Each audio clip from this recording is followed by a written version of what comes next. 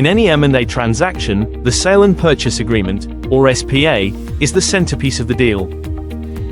It is the legal contract that governs what is being sold, for how much, under what terms, and with what protections.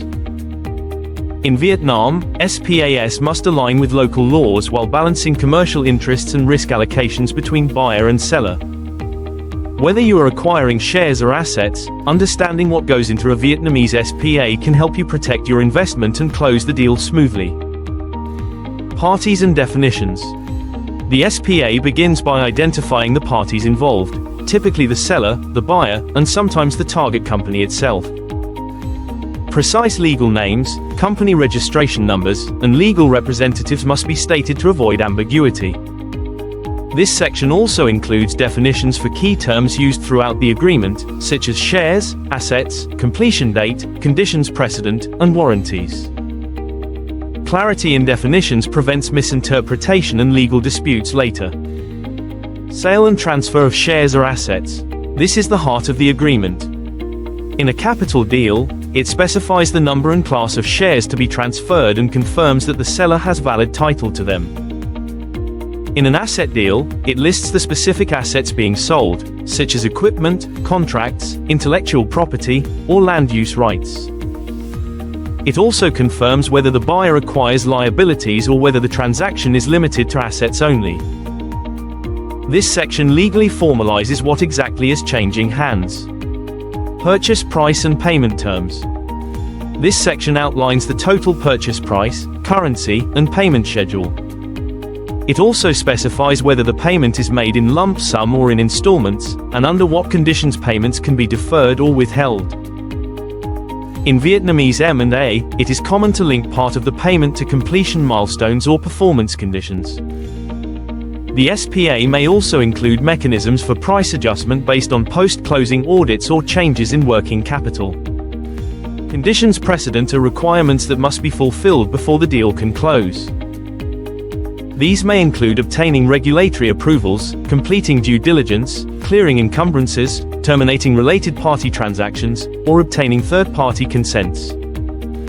In Vietnam, approvals from the Department of Finance or sector regulators may be necessary, especially for foreign investors. The SPA lists these conditions clearly and defines a long stop date by which they must be met. Representations and warranties. This is one of the most negotiated sections of the SPA. The seller makes representations and warranties about the legal, financial, and operational status of the company or assets. These include statements about ownership, compliance, licenses, contracts, litigation, labor, taxes, and environmental matters. If any of these statements are later found to be untrue, the buyer may have a legal right to claim compensation. The buyer may also provide limited warranties, such as confirming its legal capacity to enter into the agreement. Indemnities and liability. This section outlines what happens if things go wrong. It defines the scope, cap, and duration of the seller's liability if any representation or warranty is breached or if certain risks materialize post-closing. The SPA may include specific indemnities for known issues found during due diligence, such as pending lawsuits or tax exposures. In Vietnam, it is also common to set a liability period of 12 to 36 months depending on the type of warranty or risk involved. Covenants before and after closing. The SPA may impose obligations on the parties between signing and closing. For example, requiring the seller to operate the business in the ordinary course, refrain from changing key contracts, or assist with regulatory filings.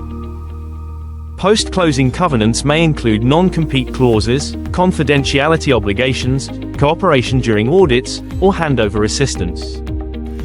These clauses ensure a smooth transition and protect the buyer's interests after the deal is done. Closing mechanics. This section details what needs to happen on the closing date.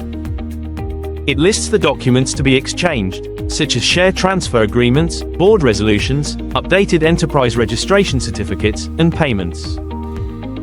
It also defines the roles of legal representatives, notary requirements if applicable, and steps for regulatory filings.